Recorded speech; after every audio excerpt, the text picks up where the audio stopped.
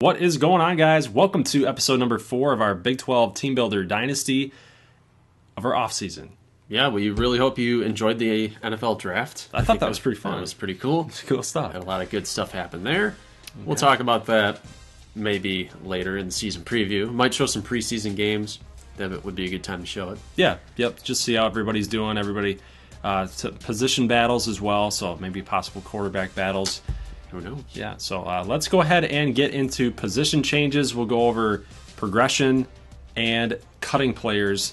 And then in the next episode, you guys will see we'll do some red shirting and obviously schedule reveals and all that. So let's go ahead and take a look at some position changes for Ardmore to lead us off. Product out of Choctaw, Oklahoma, Brandon Hill going to his beloved Ardmore Thunderwolves. You can see that the other two teams were the Wranglers and Oklahoma Sooners, and it looks like this guy can play offense only. He's a quarterback, he's a running back, he's a receiver. He's got some pretty good numbers here, but I'm going to show you guys why that we are going to go ahead and make him a wide receiver. So just remember these numbers here, 76, 76, 71. So he's going to be a wide receiver. And when we look at the quarterback situation, we've got John Hicks for at least 2 seasons. And then we've got Grayson Stanfield, our freshman product here, and then along with Tyson Fenner and Jeremy Wilson. So obviously we got some pretty good depth at quarterback now for the next few years. Running back, we got Xavier Wiggins, Odell Streeter, Brent Guerrero. We're extremely young at running back outside of DeQuandre Shook, so it doesn't really make sense to plop him in there. And we're pretty old at wide receiver, guys. Zach Flores is a junior. Ransom is a junior. Senior for Kevin Tratnick. Senior for Tyrell Hibbard. Chiquendu's a junior. Like, it just makes sense to do this. Plus, we've got some young guys coming up here. Brian Washington, Aaron Golden, and Willie Washington, who's a -5. So man, that is the only position change that we are looking at for our Ardmore Thunderwolves. All right, so another position change here. You are going to move Goodlove to play right guard. You want him to start right away. Yeah, I mean, we're looking at Monte Sutton at a 76. It just makes more sense. The guy's, he's an instant starter, guys. He's 79 overall. The guy's 340 pounds and he came out of high school. He's a big dude. I mean, what do you want from him? He's a big guy. That's crazy. In a good way. Also moved for Laurencio Woolridge from right end to left end to kind of give us a little bit of depth here. I know we got 3 sophomores we're looking at, but look at that. So we've got a ton of right ends right there. It makes sense. Got to get people some playing time here behind Jess Glosky and Jasper Hodges. You got to do it, right? You just got to get more time here. It might end up making, I don't know if it makes too much sense moving Jess Glosky over to left, because James Holmes, you want him to play. You want him to start progressing. And Woolridge being as young as they are. So defensive tackle, guys, this Ardmore defense is not looking too good. So, well, the other big change was you had to plug in a hole at middle linebacker because you really had one player, which was Jacobs. And I believe you need at least 3, especially if you're going to run 3-4. Yeah. I hope they do not stick you at the walk-on because you have enough linebackers in total, but you need the right number of middle linebackers to make that work. So you are going to move Braverman from safety to take over the position of linebacker. Yeah, and plus he's an 82 at strong safety. Now he's going to drop here a little bit by 4. He's going to be about a +5. He's going to be an 83 at middle linebacker.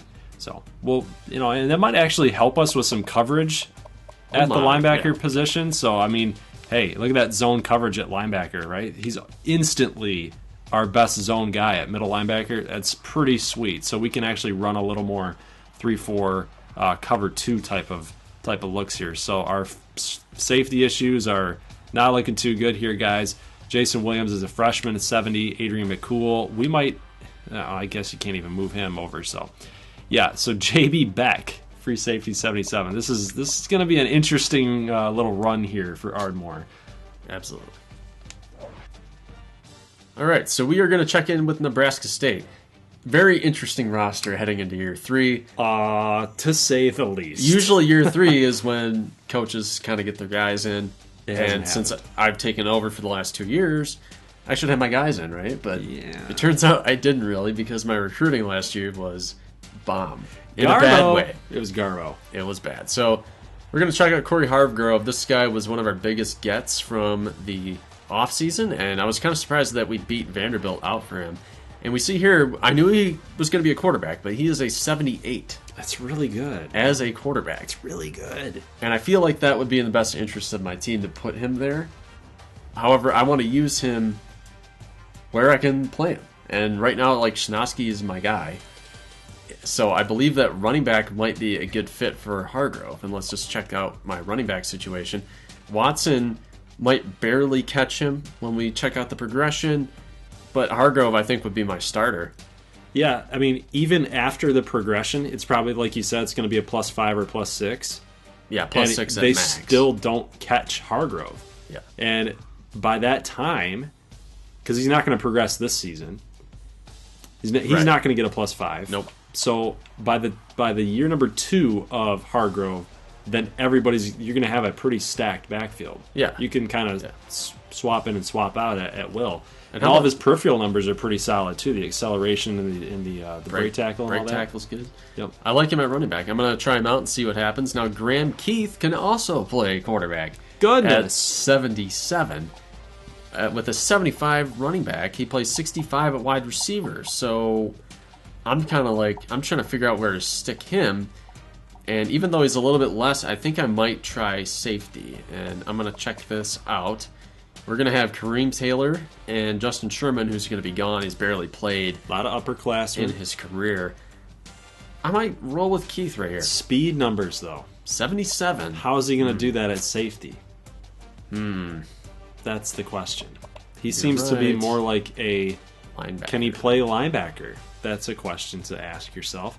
And maybe he is a quarterback that you can redshirt. Because Cameron Willis is going to be gone here pretty soon. He can't play linebacker. Yeah, he's a 60 at linebacker. Don't waste 17 overall points. So what do you think I should do? Play him at halfback? No. You want me to stick him at QB? I think you have to. Let's just check him out. Just check him out, guys. We're doing this live. I think that doing that kind of live type of feel adds to the flavor a little bit. Definitely gives you a better taste for the process, right? Yes. But look at what he can do. Right? Yeah, The agility numbers, the acceleration. He is your athlete at quarterback right now. Right. And if you look at Shinosky, Which is another interesting thing because I will move him to quarterback. And I'm interested to see, I haven't seen it yet, what his overall would be at quarterback because the interesting thing is when I played him this year at the quarterback position, he could not audible because he was listed as a punter, so his awareness craters because the game considers him out of position. So it was kind of a fun handicap to play this year, but I think I might need him to be my guy.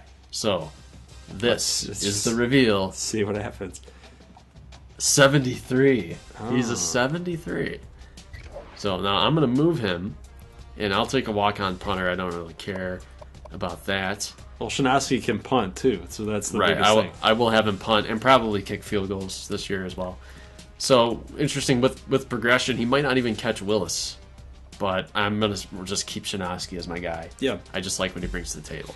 Yep, and just when I look at the numbers there, guys, like the excel, the awareness, the break tackle. The break tackle is 56, and I know it's because he's kind of tiny at 5'11", but the elusiveness in 86. I mean, he's a good quarterback for you right now. Well, it's funny because Keith kind of outdoes him in every category, which is also interesting. So maybe I might have to roll with Keith, but I mean, at this point, I just want stability at the quarterback position. Yeah, you've had 2 years of Year revolving one, door. Year one, we have Rooney, and he gets bounced for Willis, and then Willis gets bounced as a sophomore, gets bounced for Shinosky, and now I'm going to have Shinosky get bounced. Like, Shinosky's my guy, don't worry, he's not going anywhere.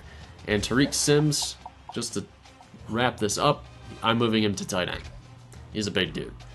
So that's the situation right now. We'll just have to... I know you want to move on to other teams here, but, dude, this is a crazy situation for Nebraska State because it's almost like... Because you went 8-5. Right. So the decision here going forward for all you Nebraska State fans and possible Nebraska State haters, because you don't want to see them succeed, the interesting thing to watch out for in this is because if you want to win now, if you're wanting to win now, is it Graham Keith? Is he the guy that's going to push you to 10 wins because he's a better passer Is Shinosky the way that you go because of the stability? He did win you 8 games along with Cameron Willis jumping in there. Right. It's a lot of variable stuff going on here. A lot of interesting topics to go forward. All right, guys, let's take a look at ACU's position changes. Tommy Roth and Jerry Griffith. So where are these guys going to be at here? 86 speed for Tommy Roth. Agility's an 84. He seems to me, 216 pounds. He seems like a running back to me. Let's take a look and see what his numbers are. That's what he's going to do. Okay, sweet. There you go. Yeah, we checked it out. That's kind of where we want him to go. And keep in mind that for anybody that's new, every freshman that comes into ACU that was not a custom recruit, you guys will have the chance to rename them. Yep. We'll take your submissions in a live stream. So at the end of this offseason, this guy will not be Tommy Roth anymore. Correct. So we'll just keep track though of who's doing what here. So Jerry Griffith, I think we're going to move him to safety. Let's check out the safety situation here. Free safety kind of loaded. I think we're going to move Shane Price over to strong safety. So we'll just even that out. Yep. Price will continue to be backing up Granger and Washington along with Josh Howell. I feel like these guys have been here for a long time. Washington and Granger. I mean, they're going into their junior season, guys. Like, this duo back here in the defensive backfield, yeah, it's pretty filthy. All right, let's check out Denver Tech. Now, we talked about this on signing day. They got this guy, Arthur Washington, out of Carlin, Nevada. Or Nevada, for those sticklers out there for that kind of thing. Number 7 athlete, 5-star recruit, 73 in the Spark rating. This guy's a player, man. Can play everywhere. No, we're thinking maybe running back. I think quarterback, they're fine. Denver might have to rebuild their secondary, though, in the near future. So we're checking this out. I like where they're at QB, running back. They just got this guy, Dustin Miller. They redshirted Scott Thomas. Oh, no. Isaac Martin is a bust. That's not good. Well, I mean, you can work with him, I guess, a little bit. I mean, he had a 78 with the Spark score, so he's obviously a good player. It's just note something to self, just didn't hand. Don't recruit out of Wyoming anymore. Yeah, that's probably true. But like you said, they did get the number 1 running back in Dustin Miller. Yeah, so I think that Washington is probably a better fit in the secondary, so we're going to go there. Andrew Davis was another big recruit, and again, I like him in the secondary. Now, this guy, Derek Vincent, doesn't look like he does anything well. We're going to stick him at running back and see if he pans out. So they got a new class. I mean, that's a good class of cornerbacks. I think that's going to be in a good spot there. Man, they are loaded in back. Mm-hmm. Jeez. Yep. Kyle Singleton is 75 and Washington is 77. So maybe I'm thinking about switching those to 85. I think that's good. I just like to balance the safeties out. You know? Yeah, because when Glendale Bullocks leaves, you're going to have Tristan Prater at a 91, possibly. So that's a good move. Let's check out the Amber Wave. Phillip Thomas, the number 60 athlete overall, and Clark, the number 76 athlete. So where are these guys going? They're some pretty big boys, guys. 6'3", 270, and we are going to put Phillip Thomas here at right guard because that position needs a lot of depth, and we need to get a little bit younger here. So he's going to right guard. And then when we look at Walter Clark, he is also going to be going on. Well, he's going to go on defense. Yes. So I'm looking at he's a 70 safety, but with 76 speed, I don't know how he'll be able to last out there. No, and that's the thing. We were just talking about that with one of your guys as well. Yeah. As 77 speed, you can't really keep up with any receivers, especially in the Big 12 with all the games that they play. We'll try right linebacker. So, yeah, Walter Clark going to go to right outside linebacker. We have one switch on the offensive line. We're going to have Rory Stronghead. He's going to take over at left tackle there. But we moved James Clark from right to left guard. So correct. Yep, James Clark. Pretty simple there. Very good lineman. All right, so one of the most interesting situations we had on signing day, and we talked about this, Pat Dowdell, John Johnson, both coming out of Texas, both heavily recruited by Odessa and Texas Tech. They both end up at Odessa State. Both can play quarterback. But Dowdell can do a little bit more. Now, Dowdell is a 78 QB, and let's look at Johnson here as a 77, 68 speed. A little bit better of a thrower. He's got 89 throw power. Dowdell has 84. Now, the deal is do we just throw Johnson out there because he's competent, or do we use Dowdell's services on defense? Because Odessa's still trying to build that defense up. 76 at cornerback, 74 safety. He would start at free safety immediately. It's something you would have to consider. That spark rating, though, guys, a 95.8. That's big time, guys. He's an athlete. He's almost like Michael Vick. I mean, my God. 90 Except speed. He's 205 pounds, so I don't know. I feel like I have to put him a quarterback because we might have a special player on our hands. I think we have to do it.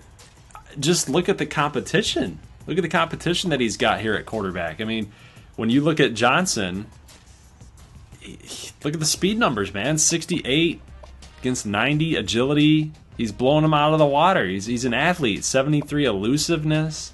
And then when you look at the throw power and the throw accuracy, I mean, it's close. It's close. But how about Danny Booker, redshirt senior?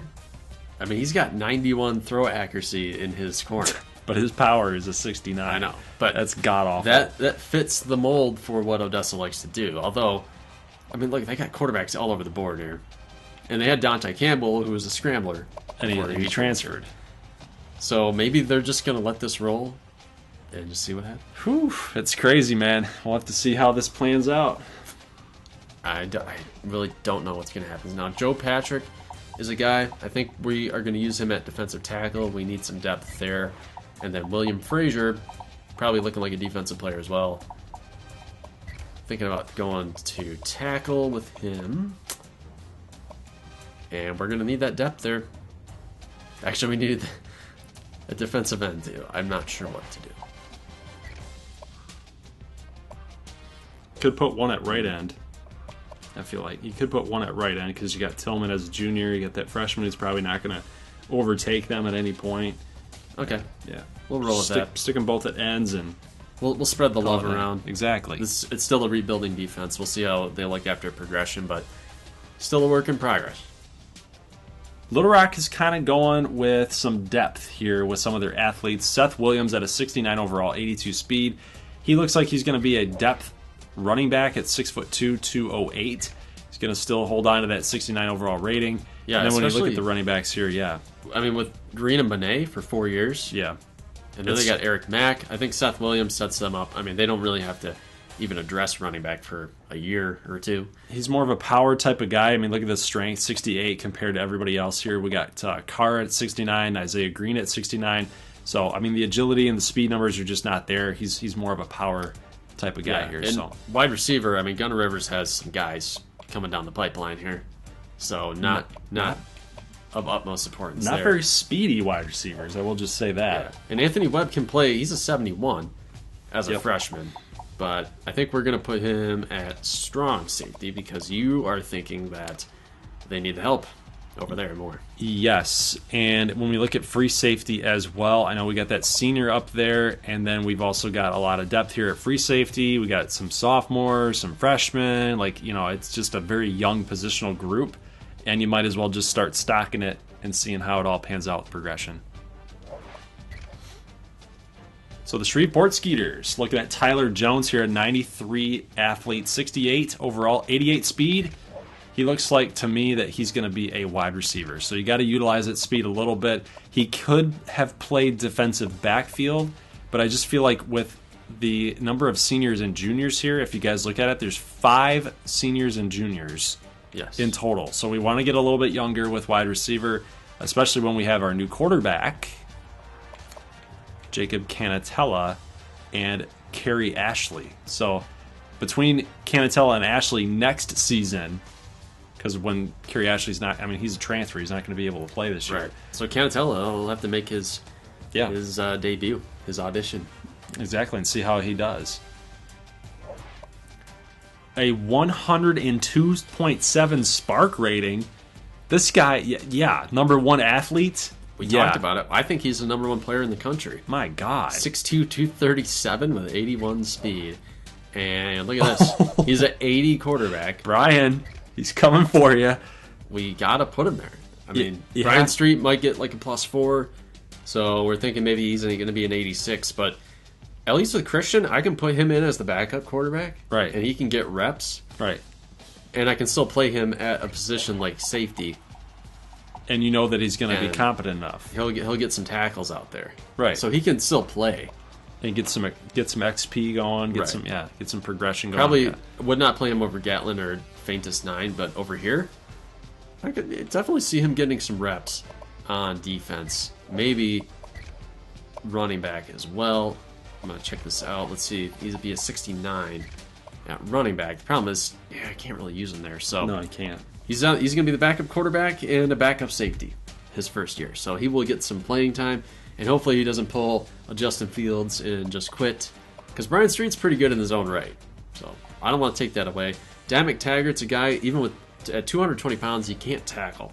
So I'm going to stick him at running back and probably just slap that red shirt on. You guys don't want to check out Amarillo right now.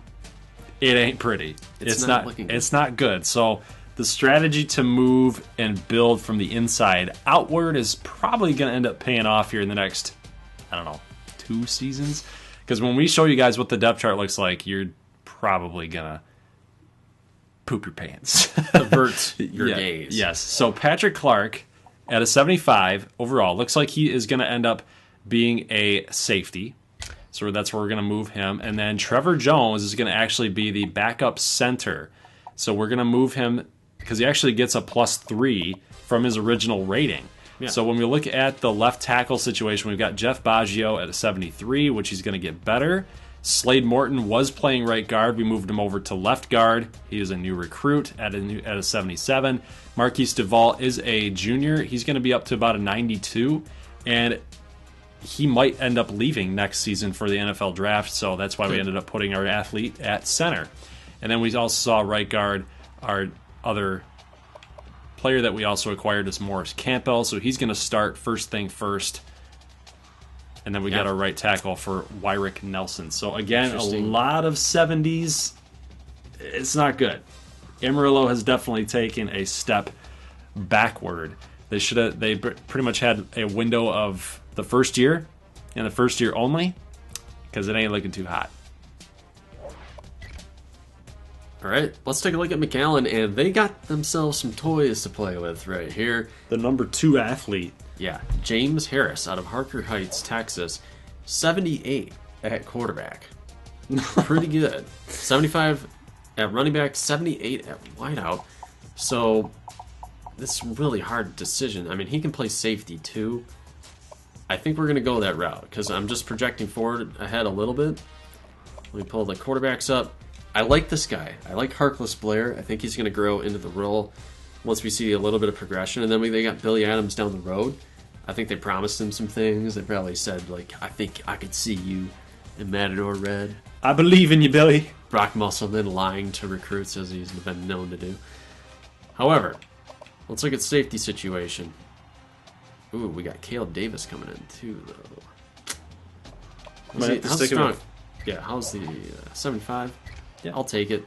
I mean, we might be losing a great quarterback here. This is very possible. What is his rating? What are his ratings at quarterback? I mean, no. Yeah, Go to his. Yeah. He's got 91 agility, 93 at elusiveness, 87, 79. So he's not amazing. So the accuracy is an issue. Yeah, he would be more of a scrambler with all those ratings. So, and you guys might be wondering, why am I not playing him at wide receiver? Well, the question is, or the reason is, I will play Charles Brady at wide receiver, and Abraham Young will also be moving to wide receiver. Looking really good. Joe Barnett, we're thinking about moving him to defensive tackle. 295 pounds. I think that's the right move. And then Chase Brooks. Can't play offensive line, though. That's not good. 79 speed. No linebacker. Yep. Because at safety, you can't put a guy that's less than 85 speed at safety. Yeah. Let's hope he sticks around. All right. The only athlete here from Midland State, we got Jeff Jackson out of McKinney, Texas. 73 at running back. We're going to stick him at wide receiver, though, because you guys saw that Midland State, we have a ton of receivers. We have a ton of very good receivers. However, They're all within 2 years of each other. We need to start building some depth here, and quickly. My God. And he's got 95 speed. He's the fastest receiver on your group. Yeah. He'll redshirt for sure. The agility needs some work. But, yeah, I mean, he's going to be just fine in this offense. So who's playing quarterback this year? Eli? Dexter Whiteside. And then they got Kent Collins warming up in the bullpen. So this is going to be pretty good for a couple of years, I think. Midland State is truly the dark horse this season. A is for Ardmore. A is also the beginning of the alphabet, which is why we're starting with Ardmore. ACU comes in first. Well, screw that. Okay. It's all about the Thunderwolves. Okay, guys. Adrian McCool, our best player, 99. Oyatunda, 99. Jasper Hodges up to a 95. DeQuandre Shook, a 95. Ooh, I like that 96 got some speed. special teams. Beeb and Zavko. This is not. It's never a good thing when you see a fullback, a punter, and a kicker as three of your best players. You know what, though? Your secondary is still good, and you lost talent to the draft. That's very true. I mean, you lost Duarte and some others, so it's good to see that you're still doing it. However, Tradnick is your top receiver. So I don't know how you feel about that. Offensive line still looks good. Hicks up to an 87. I don't feel too good about Tradnick being the top receiver at all. And, I mean, he's got some numbers. He's got some pretty good numbers there. The agility, acceleration, the awareness is really high. So I would assume that is only going to do or pay dividends for him getting open. It's just the other guys, man. Ransom, Hibbard. I mean, these are solid receivers, but again, it's not comforting right now. N is for Nebraska State, but it's also stands for Gonsu. Gonsu. Go NSU. Gonsu. How about this? Joey Shanka is up to a 93. Ruben Sensenbrenner is kind of our unsung hero. He's a captain. I never talk about him. He just goes around, does his thing. And he's a 96, so he's going to be a first-round NFL draft pick pretty soon. C is for captain. Absolutely. Oh, it means center. How about this, though? Derp. I don't like seeing 70s on the first page. No. That's not where we want to be. So we got Willis is up to an 81. Let's check and see where Shinosky's at. He's 76 at the quarterback. He's 5 behind Cameron Willis. But he's still my guy. He's still your guy. Wow. You're doing Cameron Willis dirty, man. But you know what? It's fine, because Shinosky makes a lot of plays. You're right. So Ryan Watson up to 78. So the running back situation, I'm still going with Hargrove. I think I might just roll with Hargrove. Dante LaBelle, I'm going to fix his speed. He's finally healthy. He's ready to go. He might play a role this year. Might even, in the summer, might step up into the number 2 role over Ryan Watson. We'll see. Might have to run the football more next year. Although I still got Swan, Yarborough, Kimberling, Vivaldi. So I'm still happy with my receivers. I think our offense is going to be fine. Like, we put up numbers last year. It's just a lot of the depth down here, especially on defense. I don't feel good about it. It's really hilarious that we just looked at Ardmore's receivers, and I'm sitting here talking about how I'm not excited about it, and you have the same group of your wide receivers who are less in the overall rating. You're like, I'm excited about it. I'm happy with my receiving core. Imagine if you had Ardmore's receiving core. You'd be even more excited, apparently. All right, so you guys thought you were done with ACU, perhaps? No, that is not the case at all. Not out of the woodwork. Look at this awareness. God! They're the smartest team of all time. Now, how are they going to be able to beat that? That's insane. Everybody's back. I mean, for the most part. I mean, they lost about 7 players to the NFL draft, if I recall. But the secondary is still strong.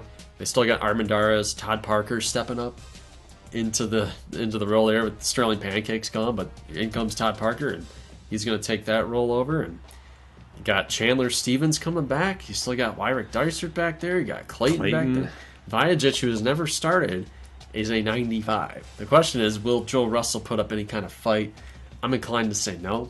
I think they're going to roll with Vajic. I think they are too. I think that there's been a clear succession plan for this team, and with Vajic being the 80 agility and the 83 speed, he can offer some extra offense with his legs. Yeah, and how about this? Finally, we get to see a couple of these guys that we really have never seen, Nick Reed and Leonard David, along with Aaron Penner.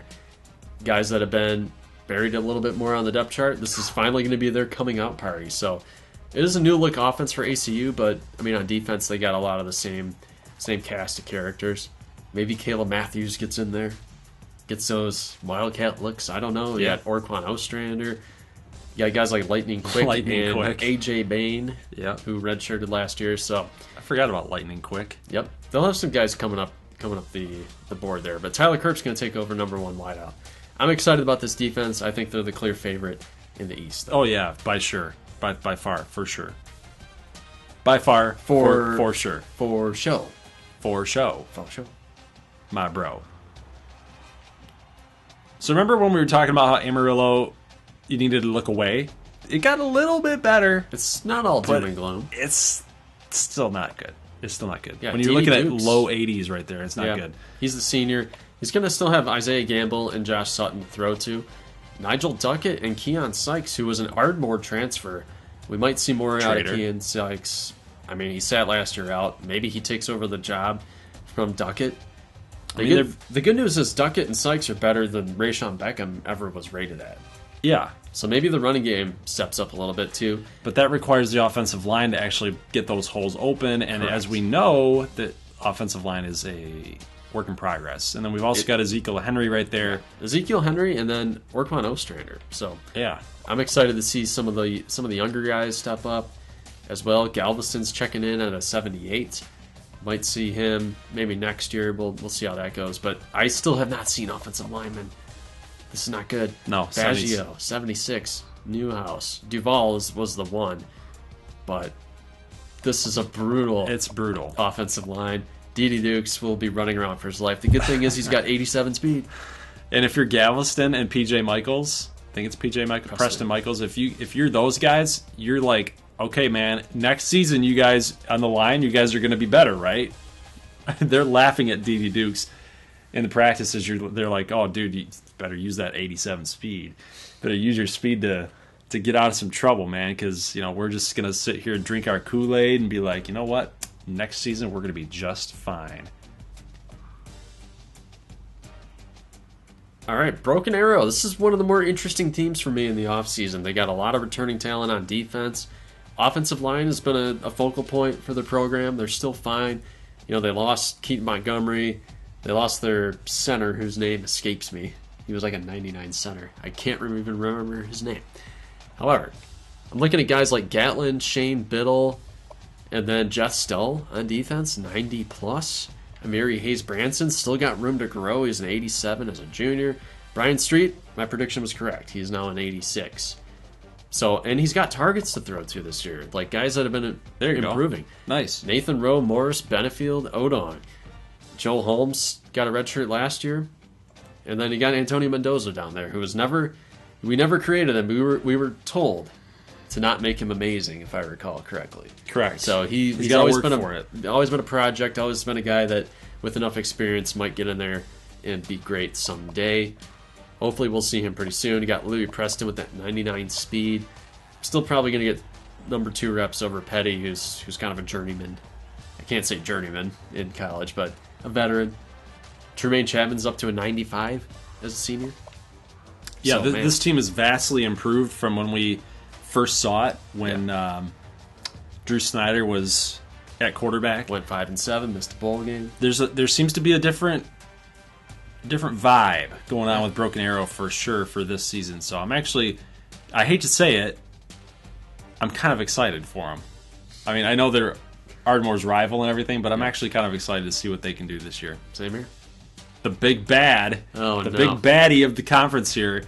This is insane. So it's pretty much, it looks like it's going to be between Denver Tech and ACU yet again, unless there's some upsets that happen. There's some good teams. I just want to test this out. When does it cease to become 90 down the list? Right about there. Right about there. So everything else 90 plus. It's insane, guys. So I can't ever say it. Cade Sepchansky. Sepchansky. There you go. There we go. Would you believe it that we're somewhat Polish? We have some Polish in our, and I can't even say it. Glendale Bullocks was convinced to come back, and now he's a 99. He's definitely upping that draft stock, and with the team that they have, guys, they're probably at another point where they might make it again to another national title game. They still have a great offensive line. Guys like C.J. McCullough, They got Vaughn. Rondell Cooley is now up there to a 95. Like, it's still really good. Alex Makovich, redshirt sophomore, 92. And you guys remember playing Beverly? Yeah, how right? good he was. He sat out. He just took a red shirt just to chill and do what they can do out there in Colorado. He's that kind of guy. Oh, that stuff. That's what he does Got it. on the side. I see. But so he's like, yeah, well, red shirt. I'm cool, man. Alex Makovich though will take over and become the starter. He still has Jameel Schmidt with Atari Scroggins, and then you got these guys: Napoleon McQueen, Scott Thomas coming up. Unreal. It's unreal. But it's absolutely unreal. Deion Sanders and Elliot Hushka, we haven't even seen them because Denver doesn't throw the ball. But this can be a totally new look offense in terms of they'll still run the spread, they'll still do the option, they'll still kind of do that Oregon playbook, but they will be throwing probably 3 times as much with Makovich under center. So I'm excited to see what they're capable of doing. See if they're still going to find themselves in that title hunt. Another team that's vastly improved, and it always seems like Broken Arrow and Kansas A&M are tied at the hip in this dynasty. It always seems like this. They have no relation to one another, right. But it seems just like they're always not even rivals, really. No, but they seem to follow each other. They're like best buds. They're like, hey man, what are you doing? But take a look at this, how much progression that Camu has seen here. So we got Matt Morrow, who's convinced to stay.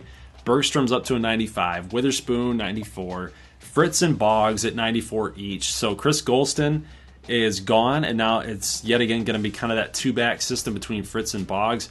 Got some good players on the line for both offense and defense with Rollins and Clark. I like their secondary, too. And their secondary has gotten a lot better. So Calvin Henry at corner. Then we got Barber. We got Weeks. Jace Freeman's now up to a 90. He's got a +6. So as a sophomore, guys. Yeah. So head coach Bud Warner has Jace Freeman really progressing in this new look offense, and with some of the players that they have on this team, this is another sneaky team that we have to watch out for. Yeah, absolutely. And like we've been saying for about a month now, like, yeah, they are going to open the playbook up a little bit more, especially with a guy like Freeman, who they know can throw.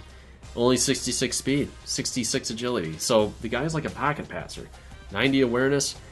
So we know that he can scramble a little bit, he can run the option efficiently, but his main skill will be with throwing the football. So you got to play to your team's strengths.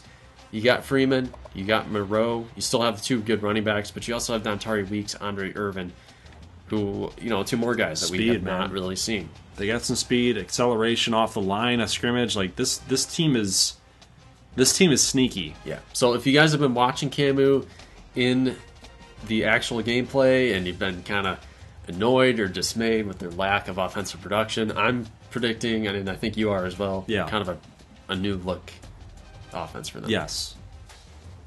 Do you remember how we were talking about last time, guys, about Little Rock and how they were going to take kind of a step backward this season? Not a lot of step backward, but just a little bit. You guys can see that the overall ratings, not too good, right? I mean, Gunnar Rivers, 92, crazy, right? As a sophomore, he's going to do some really good things for them yet again this season, but they're going to have to go through him yet again. It's going to have to all come down on that right arm of Rivers, because they did lose a lot of players to the NFL draft, some higher upperclassmen, and that's really what's causing this team to be down in the mid 80s. Right. Yeah, on the first page, top 10 players. They still got Sakis. I like what Shamar McFadden can do, stepping up in that role. Got Luke O'Reilly as well. And then Marcus Livingston was really good. Won some hardware, as we know. Offensive line led by Kyle Yackey. It's doing a little bit of changing up there. Yeah, I mean, I like the defense. I think the defense will still be really good. They still have a running game. Still have Gunnar Rivers. Question mark for me, I would say offensive line. I mean, still, Sizemore is the second best offensive lineman on the team. Might be an area of concern. Yes, and if you don't have an offensive line that can block for your quarterback, no matter how good that quarterback is, you're not going to be able to move the football effectively. So I would almost predict them to almost rely on the running game a little bit more this season, which is directly going to affect their points per game, which is, again, the reason why I think they're going to take kind of a little bit step of regression this year. And then we have another team that's very much improved this season. So Brock Musselman has his team buying into all of the hype. Yeah, and the I mean, boudoir. it's a little top heavy. I mean, as we'll see when we scroll down a little bit, but as long as you got these guys starting for you, like, man, this is going to be a dangerous, good team. I mean, all these guys, like you said, they're buying in as a team. They all like each other. They all want to win at McAllen. They haven't done it in the first 2 years. So Marlon Malloy, Carson Jackson, who should be in the NFL, let's be frank. I think he should be in there. I don't know why he's back. I don't know what he's doing. He wants to win. He's best buddies with Delgado and Malloy Jr. So they're all together. It's the Three Musketeers. The Three Musketeers of McAllen. Yeah, Terry Sims, Pickens, and Tomlinson. Like, these guys are all seniors. They came in together for the most part. They came up through the system together. Vicente Galarza as well, Jeff Lockheed, Levi Fuentes, Ledbetter. So a lot of seniors. This team, potential fall off the cliff scenario. If you guys remember Levi Jones, he transferred in from USC, went back to Texas. He's going to start at linebacker. I think that's a huge pickup for them. Still have a good offense. So defense is looking good, guys. I mean, look at this. We're already in the mid 80s right now, and it's almost near the halfway point of the entire roster. So this is a very deep team. Yeah, and they almost do they look at Harkless Blair, like, do those seniors, those best buddies right there, do they look at Harkless Blair like you're just a young pup over here? You know, they try to make fun of the guy a little bit. They razz him. Yeah, try to keep him loose. That's the question. That's the question mark. Harkless Blair is, you see the 89 speed there. He likes to run the football. He likes to take off with it. The question is going to be, will he have like the pocket presence to go through his progression, make the read, make the right throw? You got a couple good receivers, 79 awareness, so I don't know. I mean, we'll have to see what his instinct is, because he's got the legs. Is he the best fit in the world for this offense? We're going to find out. My God. My God. Okay? This is insane. So the Big 12 guys just took a huge leap in talent across the board. Yeah. Across the board. And Midland State is a big reason for that. Ziola, Stokes King, Seidenstricker, Beauchamp, Mogul, Azugwu, Swift, Vargas, Hobbs. It doesn't stop, guys. Jared Harper. My goodness. This team is loaded. It's the dark horse of the entire league. Yeah. What are your thoughts? The wide receiving core is stacked. Absurd. Like Ulysses Neely and Dallas Wynn are like low on the depth chart. It's all going to hinge here. Dexter Whiteside going to take over. Got a good offensive line. Obviously got the weapons. You got the running game here, as long as Demetric Pence and Claudio Keller stay healthy, which I think there's a good chance of that happening. Like, oh man, this team is insane. It's almost, to me, it's almost like there's no excuses this year. Yeah. There's no excuses. You can't lose to Nebraska State. You can't lose to Ardmore if they play against us. Like, there are no excuses this year. It's go time. They're very top heavy with seniors and upperclassmen. It's go time. Time to saddle up. Another team that's pretty much improved from last season, and we're going to take a look at the defensive numbers really closely, because a lot of those guys were young in year number 2, a lot of freshmen and sophomores. So when we look at Logan Sweeney, he is obviously their best player, along with Diedrich Carlton at 96 and 99, respectively. Furstenberg, defense, Romine at right tackle, Machado, middle linebackers. So it's kind of spread out. This team is very balanced. They've got good players everywhere. Yeah, I agree. And they got their receiving core back. Let's just check this out. Livingston, Rivera, Sinner, McCollum. Like, these are the guys that we've known for the last 2 years. Yep. And at quarterback, Danny Booker gets up to a 76. So it'll be interesting to see if he throws his hat into the ring there. I don't think he's going to win the quarterback job against Dowdell or Johnson. I mean, you got to start off on the right foot. And with Dowdell and Johnson both vying for that quarterback job, the coaching staff's got to make the right call for week number 1. Yeah. I mean, you got 33% chance here. You got to hit. Yeah. So a lot of defenders still in the upper 70s, low 80s. They're still kind of still building up, and I think they're going to get there. They got to hold, though. They got to get good play out of the quarterback position. You don't want to see them slide from all the ground they made up last year. Yep. Right. Got to get at least give me 6-6, give me a ball game, and then maybe go from there. What's cool about the story of Odessa football here is that it really shows you the progress that a program can make. And specifically how difficult it is to capitalize and time your progression and get better. Because even though you start acquiring all these good players, it still requires the players to come through, play, win the games, and keep moving forward. And it's cool to see that these players are progressing in this way. Now it's just up to Odessa to capitalize on that progression and, again, move forward, win some more games, get the program back on the map again, and keep on improving. So it's going to be a cool story to finally see the end product of a good Odessa Dust Devils football team. So as we mentioned before, Andre Wingo is not actually on the roster. He is in the NFL, and he was drafted. You guys saw that in the last episode. So we are removing him from the team. Can't play, Andre. You already committed.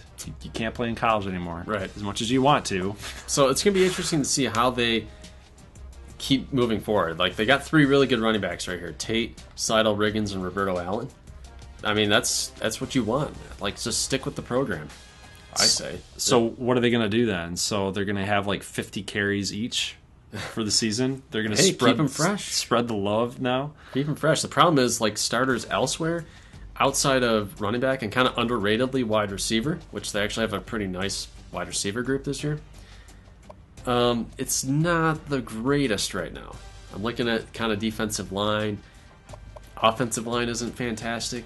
Defensive backfield, I don't know. They got some holes. This team definitely needs some work. Not in the best position to win right now in the Big 12 when it's completely stacked. I think maybe Shreveport fans have gotten a little spoiled the last 2 years because they go, I believe, 7-5 and then 6-6. Yeah. So they were hovering around similar production as they did from year number 1 to year number 2. And the problem for Shreveport is that's not natural for them.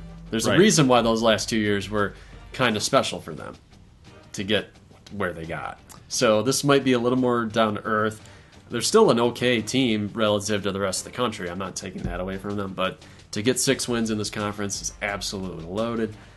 I don't know if I like where they're at right now. I don't either. They're going to have to pull off at least 2 upsets. Right. They have 4 out of conference games. You got to go 4-0, and then you got to win 2 conference games somewhere.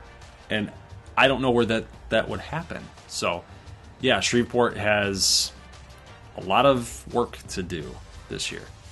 All right, guys, that's going to be it for today's episode. We will see you back here on Wednesday for... We're going to have recruits made. We're going to have custom schedules. We're going to have redshirt player. We're going to make our picks, our conference final picks. Yes, and then we were very anxious to get your guys' conference final standings picks as well in there. We'll have yet again another contest. We'll start getting that made up for the website for you guys to be able to make your picks once week 1 is revealed. The schedule is revealed.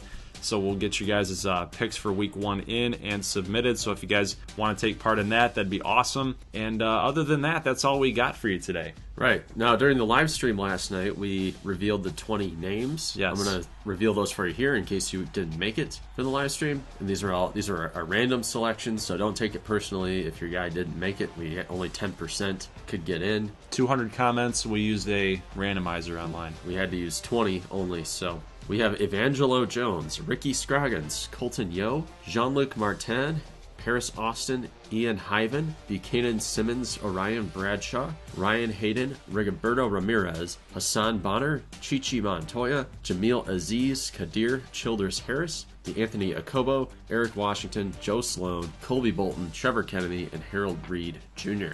There you go. Those are the lucky few. The lucky 10%. Yeah.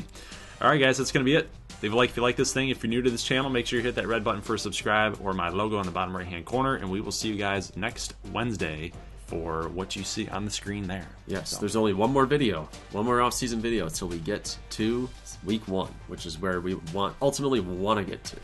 Week 1, year number 3. Very nice. Gotta love it. So we'll see you guys then. As always, peace.